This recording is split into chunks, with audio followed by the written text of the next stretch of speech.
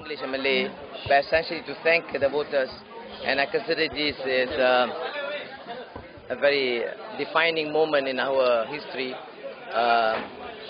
and this is in pursuance of the clamor and demand for change that you have seen in during the March 8 elections. But I must reiterate my profound thanks and gratitude to my colleagues in Keadilan, in PAS, the AP, and the entire leadership of the three parties. They have committed themselves to the spirit of the Pakatan and the reform agenda. Okay, terima kasih. That will depend on the Election Commission and the Speaker of the House, Speaker of Parliament, and I certainly would believe that this needs to be done urgently. There's no reason why there should be an inordinate delay. Parliament is in session, and Friday is a budget day, and I think Pabi Kit Siang have expressed our views on this, and I just spoke to Sasadi on the same subject, and the concern is that the Election Commission is expected to notify the Speaker tomorrow, so that I would be able to swear in, take oath of office. All this controversy of oath will be resolved because I have now decided to take the oath. So hopefully it will be Thursday, and latest of course we expect this to be done on Thursday, but still it is a discretion of the Speaker of the House. Unless I think Kit, you would like to add on to that? Because Kit has made some remarks to that effect. Yes, because any delay will be a disservice to the people of Permatang Pau who have acted on behalf of 27 million Malaysians to vote for democracy, for justice, for freedom. And if for some reason Dato' Sri Anwar Ibrahim is not sworn in, is frustrated from taking his oath of office as a member of parliament and his place as parliamentary opposition leader, then the 2009 budget presentation on Friday, which is going to be telecast nationally live, will not be able to be presented smoothly. Okay? Mr. Anwar, what happens if there is a delay?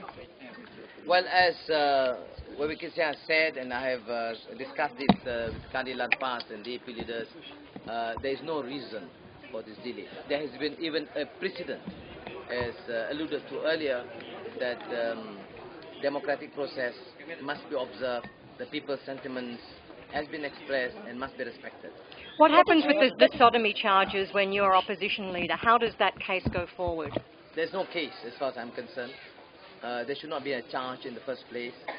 And clearly now, as you have seen, at every single stage, from the medical report to the alibi, and now the oath taking has been rejected as clearly part of a political ploy to get to embarrass me, at least an attempt, a dirty machination, an attempt to embarrass me during the elections. And I am extremely pleased that the people of Permatang Pau, Muslims and non-Muslims, Malays and Chinese and Indians, made their position clear and known, explicit.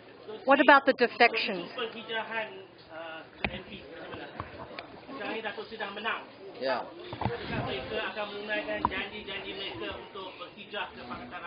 Sekarang saya angkat sumpah. Lepas angkat sumpah, saya bincang. Lepas tu saya adakan pertemuan dengan pimpinan Pakatan Rakyat dan saya akan umumkan selepas itu. Adakah September 16 masih? Saya sudah sebut kali ini dan saya tak mau ulang. Tapi yang penting ialah dalam semangat kita muafakat dalam Pakatan Rakyat, saya harus mengemukakan dan mendapat input daripada pimpinan Pakatan Rakyat. Dengan majoriti yang sebegitu tinggi itu, adakah ia akan memberi confidence terhadap mereka yang akan berhijrah? Itu sama.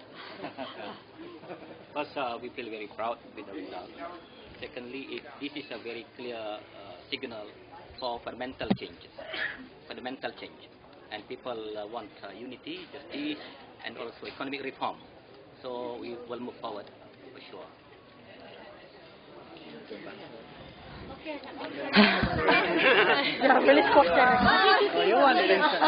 Pasca rasa begitu bangga dengan putusan ini, dan politik perkauman, politik caci maki, politik fitnah, politik media yang memutarbelitkan telah ditolak oleh rakyat dengan begitu jelas, ya, dengan begitu jelas, dan signal yang jelas diberikan untuk perubahan fundamental dari segi unity, dari segi economic reform, dari segi keadilan, ya, dan sudah tentu kita akan bergerak ke hadapan.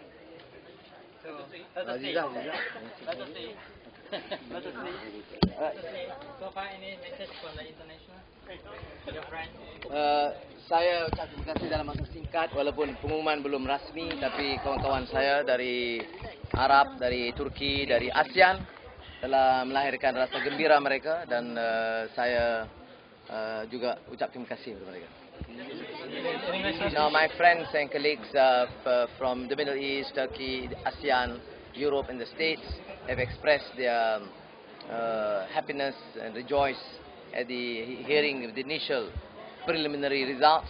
Although at that time I responded very politely, there's nothing official, although it was quite certain that I would win with a comfortable majority. Congratulate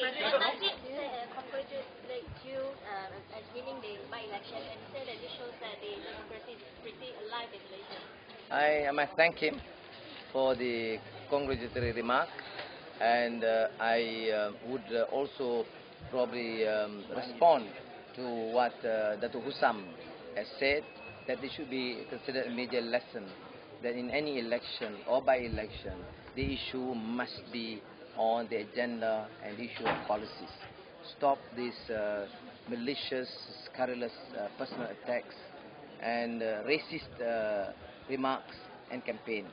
So whilst thanking him for his kind words, I would ask us to move forward, both the Barisan Nasional and the Pakatan Rakyat, to discuss on the national agenda, national reform agenda.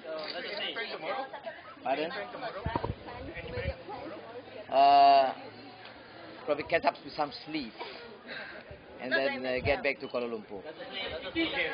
Yes.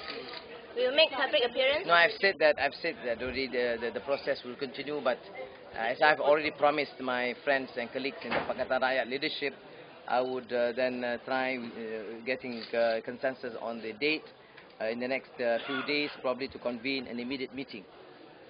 Okay, I think we have to. Okay. The Prime Minister of Malaysia. Nanti dulu lah. You were to become the Prime Minister. Will Malaysia become more friendly with the US? No, the issue is not the US. The issue is the foreign policy, and we should be more realistic and practical, not to be to take a position to be very friendly first, and to strengthen ASEAN, and as Muslim country with the Muslim countries and the region, with China and India, engage with Europe, and engage with the United States. The difference is that we should take a firm stand on issues of importance. Yes, there are certain issues like freedom and democracy that we agree, but there are issues like occupation of Iraq, which we strongly detest. Thank you.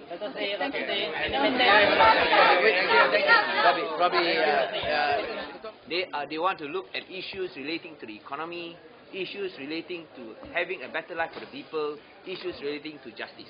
And this is where we start, we continue. We started on March the 8th, we continue on August the 26th. The process of transforming Malaysia continues. Thank you. Now, Aziza will have the final word as a former MP. As the former opposition leader, as well as the MP for Permatang Power, I am very proud of the voters of Permatang Power who were not duped by all the dirty tactics, by the whole machinery of Barisan Nasional, and they actually rose above all the racial barriers and voted with their minds and the future. I am very proud to have been the representative of Permatang Power in the times when it was bad, and now it's times for the future and for change. I am very happy to have been the MP for Permatang Power. Thank you.